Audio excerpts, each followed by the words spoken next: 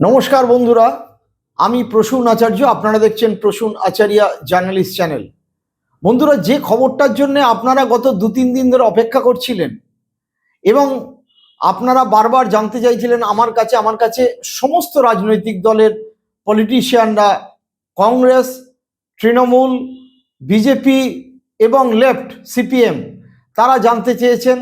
আমার প্রসূন আচার্য জার্নালিস্ট চ্যানেলের একাধিক লোক বলেছেন সেকেন্ড ফেজের আপনার অনুমান কি। কারণ আমাদের যে অনুমান ঈশান ব্যানার্জির, যিনি ভোট কুশলী বলেছিলাম, তার অনুমান ওই দিন ভোটের দিন সকালবেলা ছিল, কিন্তু তারপরে ভোট কোথায় দাঁড়ালো, কে কতটা এগিয়ে গেল, আপনারা নিশ্চয়ই দেখতে পেয়েছেন এক্সিট পোলের একটা অনুমান। কিন্তু মাই অ্যাক্সেস ইন্ডিয়ার প্রদীপ গুপ্ত তিনি এক্সিট পোল করতে অস্বীকার করেছেন আজ তাকে। আমি সেদিনকে সারাক্ষণ ছিলাম ইন্ডিয়া টুডে গ্রুপে, পরের দিনও ছিলাম, কিন্তু প্রদীপ গুপ্ত অস্বীকার করেছেন আনতে। অন্যরা এক্সিট পোল করেছে, কে কি হয়েছে। বেশিরভাগ এক্সিট পোল বিজেপিকে এগিয়ে রেখেছে, একটি দুটি এক্সিট পোল তৃণমূলকে এগিয়ে রেখেছে, আপনারা সেগুলো সকলেই জানেন। কিন্তু যেহেতু আপনারা আমাকে ভালোবাসেন, অনুমানের ওপর অনেকটা নির্ভর করেন, আপনারা অপেক্ষা করেছিলেন আমি কি বলবো। এই ভিডিওটি যখন দেখছেন তখন কিছুটা সময় কেটে গিয়েছে। আমার এই সময় লাগার কারণ, আমি আপ্রাণ চেষ্টা করেছি একেবারে গ্রাউন্ড থেকে রিপোর্ট তুলে আনার।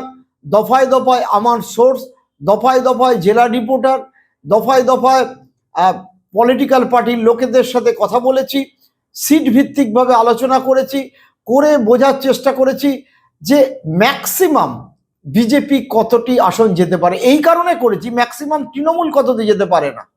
কারণ আমার প্রথম থেকেই একটা অনুমান হচ্ছিল তৃণমূল শেষ অবধি ক্ষমতায় থেকে যেতে পারে, যতই অ্যান্টি ইনকামবেন্সি থাক। কারণ এই রাজ্যের 294টি আসনের মধ্যে প্রায় 130টি আসন মুসলিম ভোটের ওপর নির্ভর করে। তার মধ্যে একেবারে 89 সিট যেটা মুসলিম ভোটের ওপর নির্ভর করে পুরোপুরি, এবং যেখানে মমতা ব্যানার্জির ক্ষেত্রে উনি ওই প্রায় 89-90টা 80 থেকে 90টা সিট হাতে নিয়ে এবার লড়াইতে নামছেন। ফলে বিজেপি প্রথম থেকেই 214টি আসনে লড়তে নামছে, অর্থাৎ মিক্সড পপুলেটেড এরিয়া ধরে। সুতরাং আমার অনুমান করাটা খুব জটিল ছিল। দ্বিতীয়ত, এবার এসআইআর এ কত নাম বাদ গেছে, বাদ গেলে কোন পক্ষের নাম বাদ গেছে বেশি, তাদের কি রিয়াকশন হয়েছে, মতুয়াদের কি রিয়াকশন হয়েছে, মুসলিমদের কি রিয়াকশন হয়েছে, এই সামগ্রিক বিচার ফার্স্ট ফেজের আমি একটা অনুমান ভিত্তিক হিসেব আপনাদের দিয়েছিলাম। দুপক্ষই 72-73টি করে আসন পেতে পারে বা 74টি, এইরকম তার অনুমান। এবং পরবর্তীকালে বিজেপির ইন্টারনাল রিপোর্ট সব মিলিয়ে সেকেন্ড ফেজের আগেই আমি ফার্স্ট ফেজের ভিত্তিতেও কিছু পরিবর্তন হয়েছে, সেটাও আপনাদের সামনে আনবো। আমার মনে হয় একেবারে সরাসরি চলে যাই যে কোন ফেজে কতটি আসন এই ফার্স্ট ফেজ এবং সেকেন্ড ফেজে তৃণমূল, কংগ্রেস এবং বিজেপি পেতে পারে, অন্যরা কি পেতে পারেন।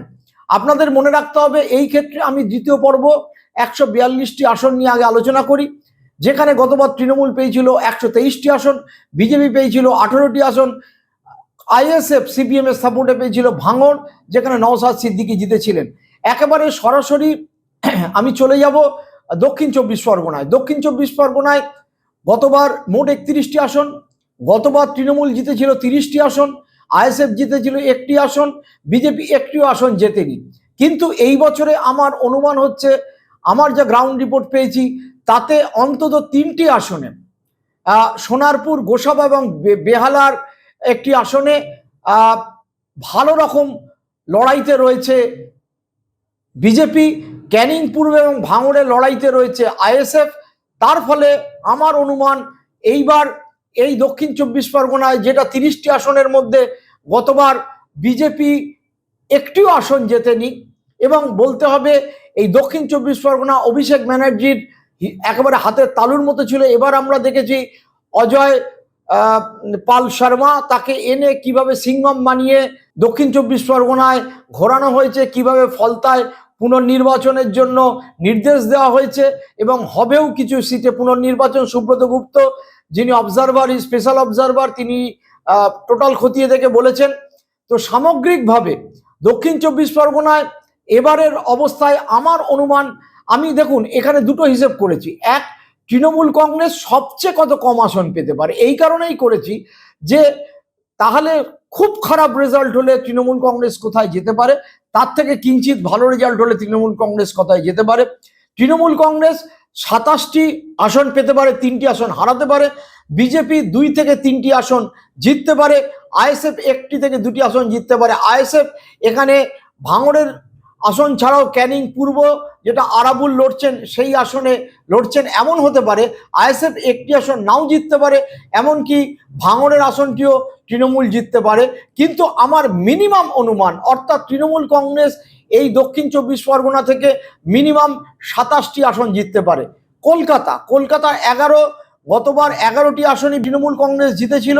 এইবার কি হতে পারে, এইবার তৃণমূল কংগ্রেস 9 থেকে 10টি আসন জিততে পারে, অর্থাৎ বিজেপি 1টা থেকে 2টো আসন জিততে পারে। কোন 1টি বা 2টি আসন আমার সম্ভাব্য আসন তালিকায় বিজেপি পেতে পারে? জোড়াসাঁকো, শ্যামপুকুরও 50-50তে আছে। এছাড়া চৌরঙ্গি আসনটিও বিজেপি পেতে পারে। এই রকম একটা অনুমানের ভিত্তিতে বিজেপি গতবার 0 ছিল, এবার কলকাতায় বিজেপি সর্বাধিক 2টি আসন পেতে পারে। তৃণমূল কংগ্রেস খুব খারাপ করলে 9টি আসন জিতবে, খুব ভালো করলে 11টি আসনই জিতবে, আর মডারেট অবস্থায় হলে তৃণমূল কংগ্রেস 10টি আসন জিততে পারে। এবার আসি উত্তর 24 পরগনা, অন্যতম গুরুত্বপূর্ণ জেলা, কারণ আমাদের এখানে রাইটার্সে যাওয়ার রাস্তা তৈরি হতো উত্তর 24 পরগনা জেলা থেকেই, পরে নবান্ন যাওয়ার রাস্তাও তৈরি হতো উত্তর 24 পরগনা জেলা থেকেই। উত্তর 24 পরগনা জেলায় রাজ্যের সর্বাধিক আসন, সেখানে 33টি আসন আছে। তৃণমূল কংগ্রেস গতবার 28টি আসন জিতেছিল, বিজেপি 5টি আসন জিতেছিল। বিজেপি যে আসনগুলো জিতেছিল সেগুলোতে মতুয়া ভোটের পরিমাণ যথেষ্ট ছিল। বাগদা, বনগাঁ, গাইঘাটা, বনগাঁ 2টি আসন, উত্তর এবং দক্ষিণ এবং ভাটপাড়া। এইবারে কিন্তু আমার অনুমানে বেশ কিছু আসন 50-50 সিট হয়ে গেছে, এবং 50-50 আসন বা তৃণমূল কংগ্রেস হেরে যেতে পারে, এইরকম কিছু আসন কিন্তু নতুন করে হয়েছে। যেরকম নোয়াপাড়া, যেরকম বরানগর, যেরকম হাবড়া, পানিহাটি, ব্যারাকপুর, বিধাননগর, সন্দেশখালী এবং বারাসাত, এতগুলো আসন কিন্তু তৃণমূল কংগ্রেসের পক্ষে খুব টাফ হয়ে দাঁড়িয়েছে। পানিহাটিতে বিজেপি জিতবে কি কলতান জিতবে আমি জানি না। পানিহাটিতেও আসনটিও শেষ পর্যন্ত হয়তো তৃণমূল কংগ্রেস জিতবে, যা মনে হচ্ছে যে রত্নাথ দেবনাথ, যিনি আরজি করের অভয়া মা বলা হচ্ছে, যিনি প্রার্থী হয়েছেন বিজেপিতে, প্রধানমন্ত্রী এসেছিলেন, তার অবস্থা খারাপ হয়েছে। বারাসাত কেন্দ্রে সব্যসাচী দত্ত দাঁড়িয়েছেন, তার যে অবস্থা খুব সুবিধের তা নয়। সন্দেশখালী আসন বিজেপি জিততে পারে একেবারে, আমি বলছি। সেই সঙ্গে নোয়াপাড়াতে অর্জুন সিং, তিনি হারতেও পারেন, জিততে পারেন। বরানগরে সায়ন্তিকা বন্দ্যোপাধ্যায় এবং সজল ঘোষ, সায়ন্তিকা কিঞ্চিত এগিয়ে থাকলেও এই আসনটিও টাফ। হাবড়ায় বালু মল্লিক, খাদ্যমন্ত্রী প্রাক্তন, যিনি জেলে গেছিলেন, এই আসনটির অবস্থা খুব খারাপ, তৃণমূল হেরে যেতে পারে। এছাড়া সুজিত বোসের বিধাননগর, এই আসনটিও খুব যে ভালো তাই নয়।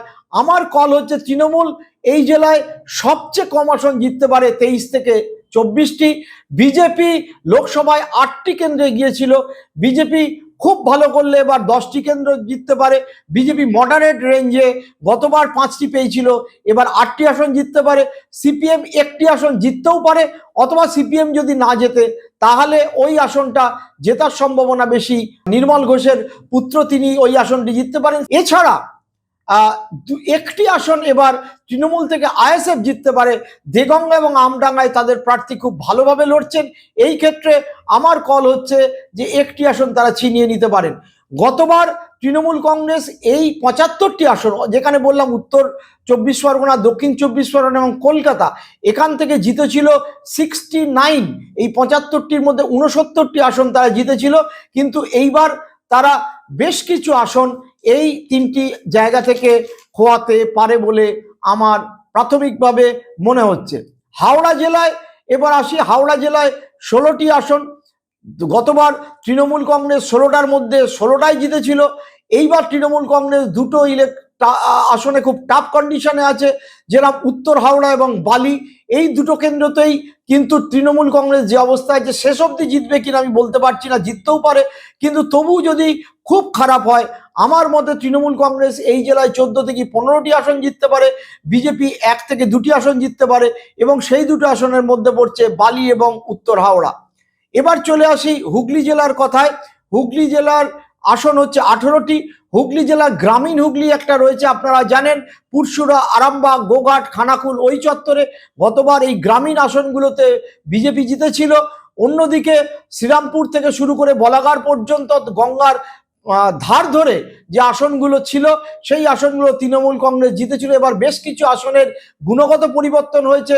বিজেপি গতবারের যেটা 4টি আসনে 1টি বা 2টি আসনে হেরে যেতে পারে, বিজেপি নতুন করে আরো কয়েকটি আসন গেইন করতে পারে। আবারও বলি, গতবার 14টি আসন 18টার মধ্যে পেয়েছিল তৃণমূল কংগ্রেস, 4টি আসন জিতেছিল বিজেপি।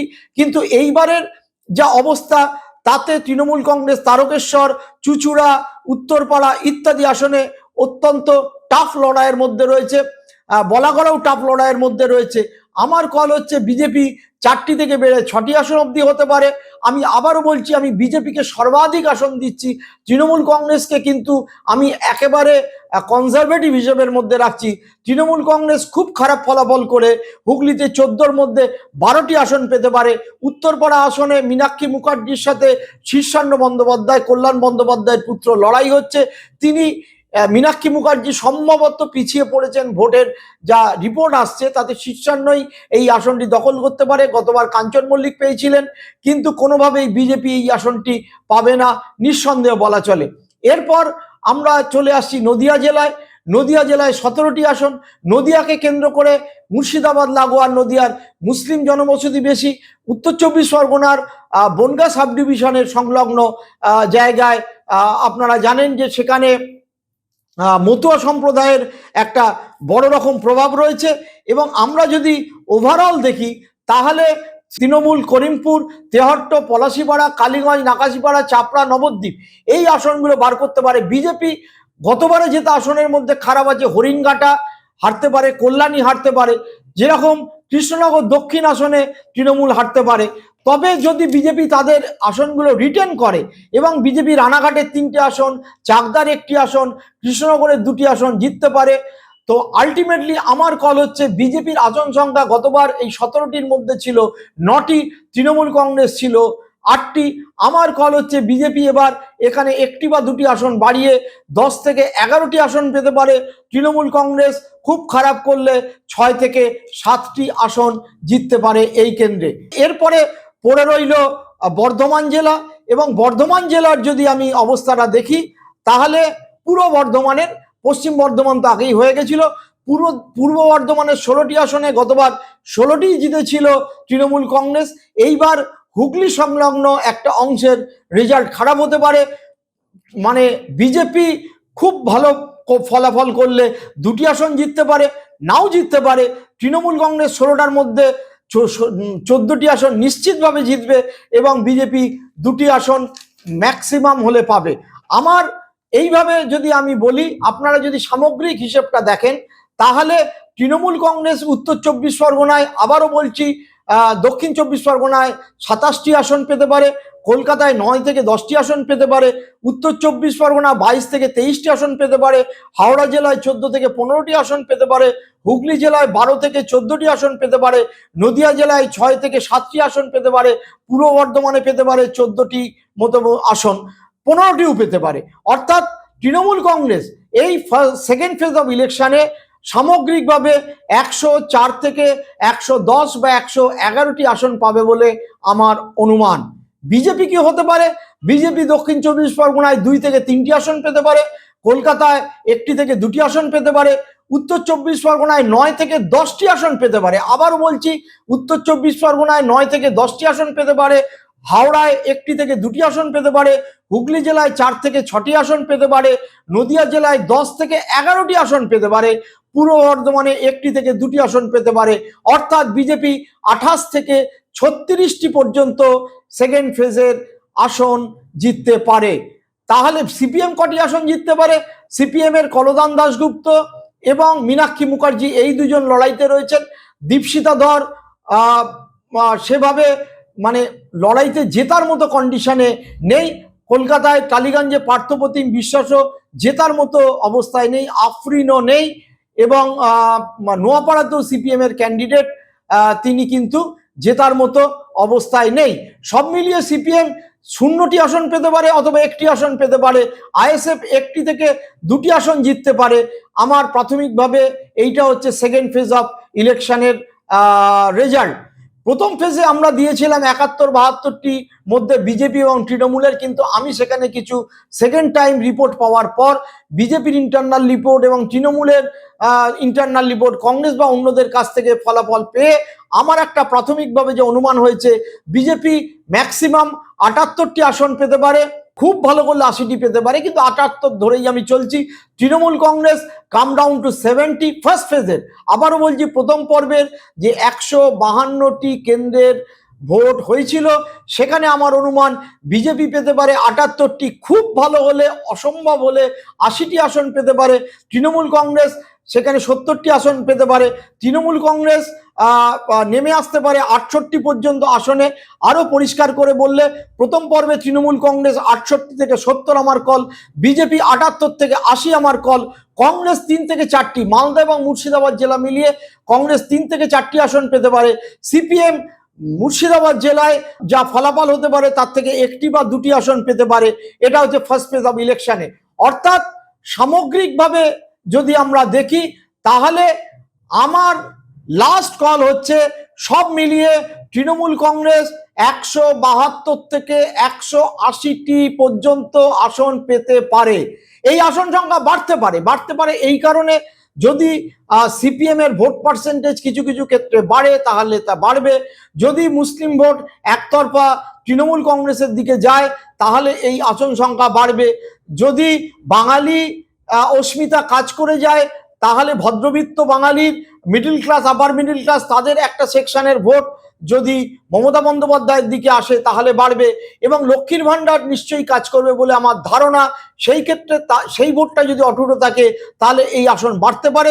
কিন্তু মিনিমাম তৃণমূল কংগ্রেস 172-এর নিচে আসছে না, 172 থেকে 180 আমার কল।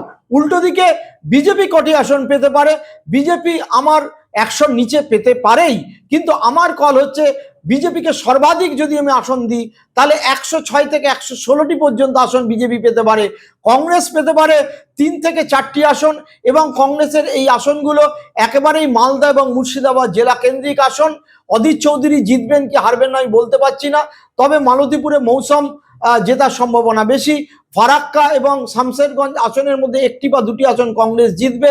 ডোমকল, জলঙ্গি, করমদিঘি একেবারে উত্তর দিনাজপুর জেলায় সিপিআইএম লড়াইয়ের মধ্যে আছে। আইএসএফ একটি বা দুটো আসন যেতে পারে। আইএসএফ কোন আসনগুলো জিততে পারে সুনির্দিষ্টভাবে যদি বলা যায়, দেগঙ্গা, আমডাঙ্গা, ভাঙড় এবং ক্যানিং পূর্বে তারা লড়াইয়ের মধ্যে রয়েছে। এর মধ্যে একটি বা দুটো আসন আইএসএফ জিততেও পারে, অথবা আসনগুলো যদি আইএসএফ না জেতে তাহলে তৃণমূলের দিকে আসবে। তাহলে সামগ্রিকভাবে ফলাফলে যেটা দাঁড়ালো, এইবারের মতো হয়তো আবার দিদি সরকার গঠন করতে চলেছে। যদিও বিজেপি তাদের 77 থেকে, আমার অনুমান ভিত্তিক যে অবস্থা, অন্তত পক্ষে বিজেপি 77 থেকে মিনিমাম 30টি আসন তারা জাম করবে বলে প্রাথমিকভাবে আমার মনে হচ্ছে। এরপরে একটা কথা না বললেই নয় যে দেখুন, এইটা আমার গ্রাউন্ড রিপোর্টের ভিত্তিতে অনুমান, এইটা যদি না মেলে তাহলে সুনামি হবে। সেই ক্ষেত্রে তৃণমূল কংগ্রেস 50-এর তলায় আসন নেমে যাবে, বিজেপি 180-90টি আসন জিতবে। এমনকি এমন যদি হয় তাহলে, মানে যদি সুনামি আসে, তাহলে মমতা বন্দ্যোপাধ্যায় সেক্ষেত্রে ভবানীপুরে কি দাঁড়াবে বলা অনিশ্চিত। তবে আপনারা যে আসনগুলো নিয়ে জানতে চাইছেন, অবশ্যই ভয়ঙ্কর কৌতূহল রাজ্যের মানুষের প্রতি আছে। তার মধ্যে এক, ভবানীপুর আমার কল হচ্ছে অল্প মার্জিনের, খুব অল্প মার্জিনে হলেও মমতা বন্দ্যোপাধ্যায় ভবানীপুর আসন রিটেন করবেন, অর্থাৎ জিতবেন। আপনারা জানতে চান নন্দীগ্রাম আসনটা কি হবে? অল্প মার্জিন হোক, যে মার্জিনই হোক, 5-7 হাজারে হোক, শুভেন্দু অধিকারী নন্দীগ্রাম আসনে কিন্তু জিতবেন। আপনারা জানতে চান অধীর চৌধুরী কি হবে? আমি এইটা বলতে পারবো না। অধীর চৌধুরী আসনটি গেনও করতে পারেন, অধীর চৌধুরী লুজও করতে পারেন। যদি লুজ করেন অধীর চৌধুরী 3rd পজিশনে চলে আসবেন, আর অল্প মার্জিনের জন্য হলে অধীর চৌধুরী এই সিটটা গেন করবেন। প্রদেশ কংগ্রেস সভাপতি শুভঙ্কর সরকার শ্রীরামপুরে দাঁড়িয়েছেন, ভালো হয়তো ভোট পেতে পারেন, কিন্তু শুভঙ্কর সরকারের পক্ষে এই নির্বাচনে জিতে পুনরায় বিধানসভায় যাওয়ার সম্ভাবনা কমছে। বাকি রইল সিপিএম কি এবারও শূন্য হবে? সিপিএম হয়তো যে আসনগুলোতে লড়ছে তার মধ্যে পান্ডুয়ায় আমজাদের অবস্থা সবচেয়ে ভালো, আমজাদ হোসেনের। এছাড়া মীনাক্ষী আছে, কলতান আছে, ডোমকল আছে, জলঙ্গি আছে। তার মধ্যে কোনো একটি আসন হয়তো সিপিএম একটি বা দুটি আসন জিতে শেষ পর্যন্ত শূন্যের গেরো কাটাতে পারে। তবে বিজেপি কিন্তু 100-র ওপরেই আমার কল থাকছে এ পর্যন্ত। তার একটা ফ্যাক্টর হচ্ছে এবার হাইলি অ্যান্টি ইনকামবেন্সি কিন্তু রয়েছে, এটা বোঝা যাচ্ছে। কিন্তু সেই অ্যান্টি ইনকামবেন্সিটা এমন নয় যে সেই অ্যান্টি ইনকামবেন্সির জেরে মমতা বন্দ্যোপাধ্যায়ের সরকার পতন ঘটে নতুন সরকার হবে। আপনারা জানেন যে মমতা বন্দ্যোপাধ্যায় তিনি বলছেন 190 থেকে 200 আসন তো দিতে হবে, নয়তো দল ভেঙে যাবে। এদিকে অমিত শাহ, যিনি ওয়েস্টিন হোটেলে বসে ভোট পরিচালনা করছিলেন এবং তার একাধিক মন্ত্রী তার সাথে কাজে লাগছিলেন, সেন্ট্রাল মিনিস্টাররা কাজ করছিলেন, তাদের পুরো টিম কাজ করছিল, এবং ফাইনালি অমিত শাহ বা বিজেপির ইন্টারনাল অ্যাসেসমেন্ট, ইন্টারনাল সার্ভে যে রিপোর্ট, মানে তার ডেপুটি নিত্যানন্দ রায় তিনি পর্যন্ত এই পুরো সিআরপিএফ বাহিনী, কেন্দ্রীয় বাহিনী, ইলেকশন কমিশনকে নানাভাবে ব্যাকআপতে নির্দেশ ইত্যাদি জারি ছিল। কিন্তু শেষ পর্যন্ত অমিত শাহ যেটা বলেছেন সেটা হচ্ছে উইনেবল তৃণমূল ক্যান্ডিডেটদের একটা খাতা খোলা হোক, টাকার খাতা খোলা হোক, তাদের ইনকাম ট্যাক্স ফাইল দেখা হবে, তার নির্দেশ গেছে। কিন্তু ইলেকশনে যদি মমতা বন্দ্যোপাধ্যায় হাফওয়ে মার্ক অথবা ম্যাজিক সংখ্যা অর্থাৎ 148 ক্রস করে যান, তাহলে কোনোভাবেই মমতা বন্দ্যোপাধ্যায়কে সরকার গড়া থেকে আটকানো যাবে বলে আমার মনে হয় না। আর আমাদের অনুমান যদি ভুল হয়, আমি এত গ্রাউন্ড রিপোর্ট, এত চ্যানেলের লোক, সমস্ত দলের লোক, সমস্ত দলের রিপোর্ট পেয়েও যদি আমি ভুল করতে থাকি, তাহলে আমাদের ভুল হয়, মেজরিটি ভুল হয়, তাহলে এক্সিট পোলের সিংহভাগ যেভাবে বলে যে মমতা বন্দ্যোপাধ্যায় হেরে যাবে, কিন্তু তারা একবারও বলছে না বিজেপি কত আসন পাবে। আমার মনে হয় সেই ক্ষেত্রে 50-60টির বেশি তৃণমূল কিন্তু আসন জিতবে না, সেই সম্ভাবনা কিন্তু একেবারেই গ্রাউন্ডে দেখা যাচ্ছে না। আপনারা যারা আমার এই চ্যানেলের কথা শুনলেন, সকলে আশা করি ভিডিওটি শেয়ার করবেন, লাইক করবেন, কমেন্ট করবেন এবং বেশি বেশি করে শেয়ার করবেন। সকলে ভালো থাকুন, সুস্থ থাকুন, নমস্কার।